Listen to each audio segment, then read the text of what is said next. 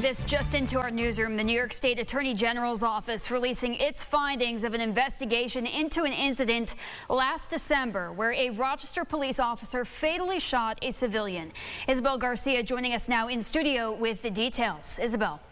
Yes, Natalie, this investigation comes 7 months after the AG's office released expanded police body camera footage of the incident in question. Rochester Police fatally shot 46-year-old Todd Novick on December 24th last year after initially getting calls around 8:30 a.m. for reports of a man with a gun.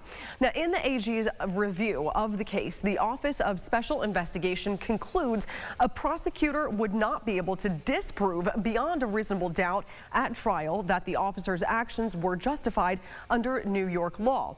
Now, under New York's justification law, a police officer may use deadly physical force when the officer reasonably believes it to be necessary to defend against the use of deadly physical force by another.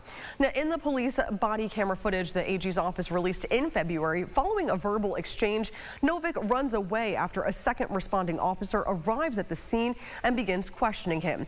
As the officer begins to chase him, Novick appears to lift up his shirt and reach for his waistband, this prompting the officer to aim their weapon and order Novick to stop. And at this point, Novick has something in his hands which appears to be a gun. Rochester Police later said it was a replica. Earlier this year, Rochester Police confirming to News 8 the officer involved in this incident was Daniel Celeberti, who had been with the department since 2012. And as per police policy, was put on administrative leave following the incident. Advocates have since called for a change in police policy.